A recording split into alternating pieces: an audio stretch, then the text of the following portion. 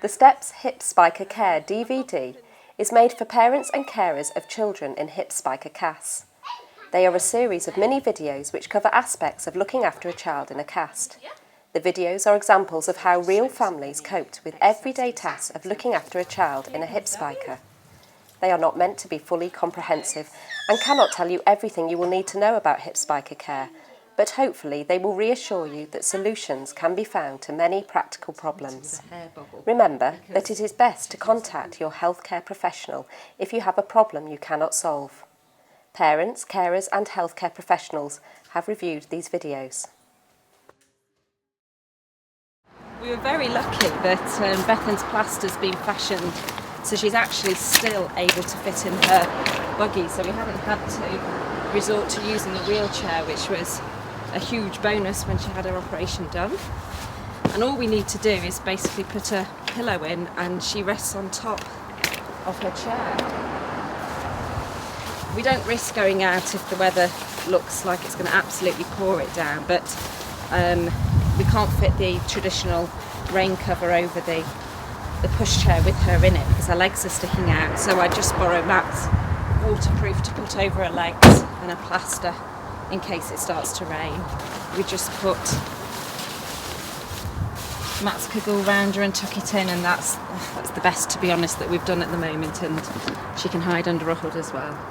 Why are you doing that? I'm just wrapping you round as we do. Because it's going to rain in a minute. There we go. Because it's going to rain. Because it's going to rain in a minute, you know what it's going to do. It might do. It's very dark clouds, Bethan.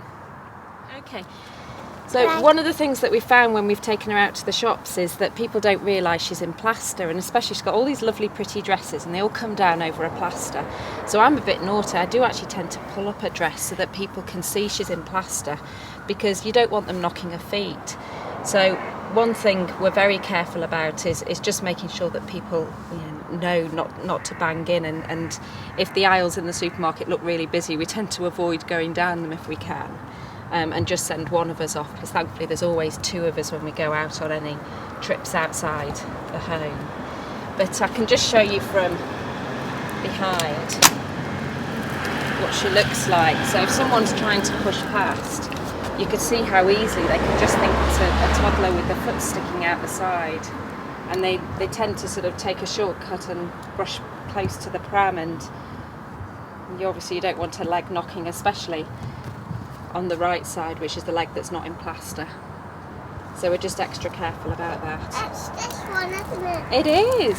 It's that one. We did have our first trip out this week, proper trip out, when we went out for a whole morning and Bethan had lunch out, and we were a little bit nervous about how we were going to cope with the whole needing the potty situation. But we were really fortunate. The disabled toilets have so much space around them that I was easily able to lift Bethan on and off, and she was able to just use the disabled loo. Mummy? I did need an extra pair of hands just to pass me things from the bag, Mummy? wipes and tissues and things. Mummy? But it was a lot Mummy? more straightforward than I thought it was going to be. So that was great. Mummy? Securing a child in a pushchair is important.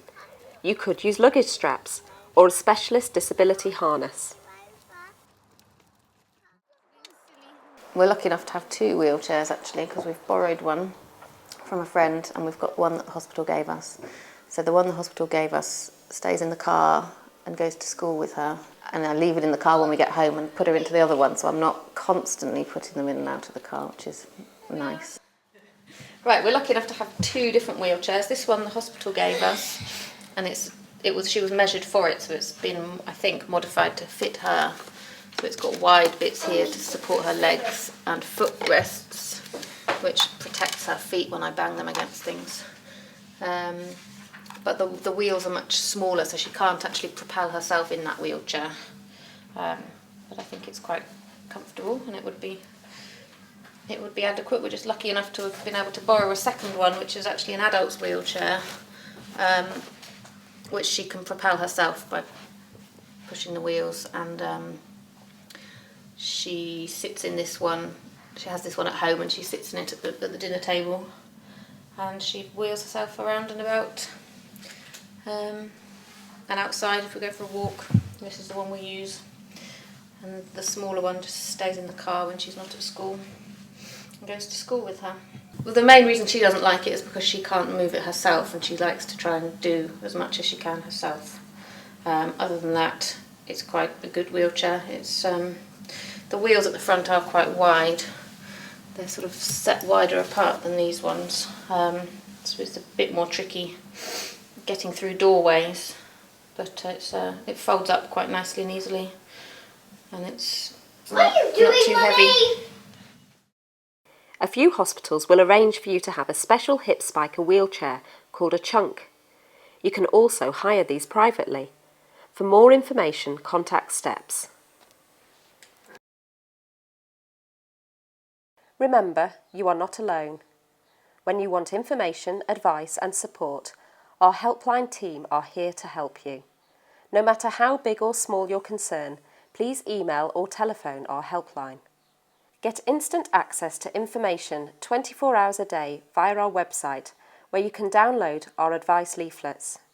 You can also visit our online chat forum, which provides a fantastic resource of helpful tips and practical advice written by parents who are coping with a child affected by hip dysplasia.